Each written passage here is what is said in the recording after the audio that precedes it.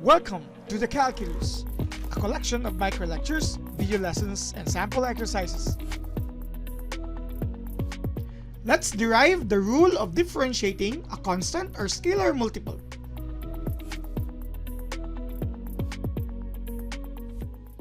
Before we use this rule for differentiating a constant or scalar multiple, let us show the proof of this using the definition.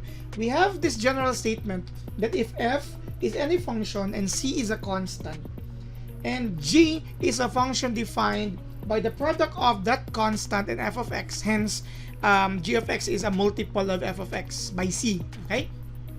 Then, if the first derivative or the derivative of f of x exists, then the derivative of g of x, which is the constant multiple of f of x, is equal to c times the first derivative or derivative of f of x. So we're going to show the proof of this before applying this to separate situations here on this video. Take note, we have identified here that g of x is the scalar or constant multiple of f of x. This is the multiple by c, okay? So by c. And we are going to show here that the first derivative or the derivative of g of x is just c times the derivative of f of x. Using this definition of our differentiation, which is equal to the limit of f of x plus delta x minus f of x over delta x or increment of x as that approaches to 0. Or other references uses this instead of delta x. They use h for easier manipulation of variables. Okay, x over h as h approaches to 0. These two are just the same, but I'm going to use the definition using delta x because per comment, delta x or increment of x is more constructed or more formal because it includes smaller changes in x. Okay, so again, this is our goal. From here, we reach to that form, or from here, we're going to show that this is true using a definition. So please bear with me if I'm going to use much space and time here. So let us have g prime of x, or the first derivative of g, using this definition here. Okay, so the limit, instead of f, you have g of x plus delta x minus g of x over delta x or increment of x as the increment of x approaches to 0. Okay, just by the definition itself. Now, let's have a separate form here. What is this?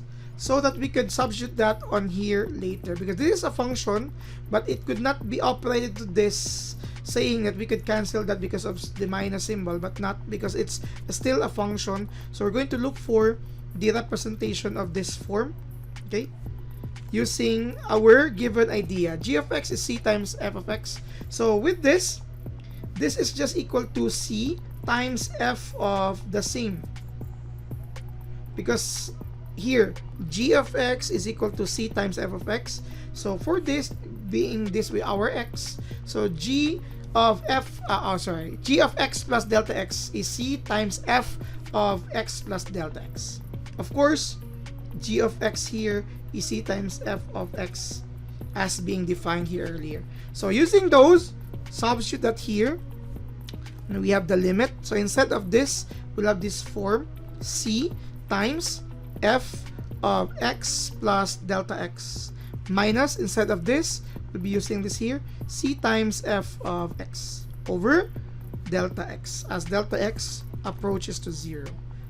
Now, you can see that there is a common term, c, on both terms of our numerator. We can factor that out. So the limit of c, what will happen here is f of x plus delta x minus, taking this out, f of x over delta x as delta x approaches to 0. One of the limit theorems is if we have a constant, you can take that constant out, times, you have here the limit of f of x plus delta x minus f of x over delta x as delta x approaches to 0. Okay, we simply take that out according to one of the limit theorems. What is this, by the way? We already have our c. Take that our goal is c times this, right? What is this, by the way? Okay, By the way, I forgot. This is actually prime. Prime. That is my bad. I'm so sorry. That's my bad. This should have prime here. So what is this? This is actually this form here, equivalent to f prime of x. So basically, this is c times f prime of x. Since f prime of x earlier in the previous part of this sheet, you will have f prime of x is equal to the limit of f of x plus delta x minus f of x over delta x as delta x approaches 0. So simply substituting that, we have here. And what is this? This is our intended goal here. Again, pardon, I was not able to place the annotation for derivative here. So we have shown that from here, or that, therefore, g prime of x is just equal to c times f prime of x. This is the proof for the rule of differentiating constant or scalar multiple, and we are going to use this later on some of the few examples. Thank you very much for watching.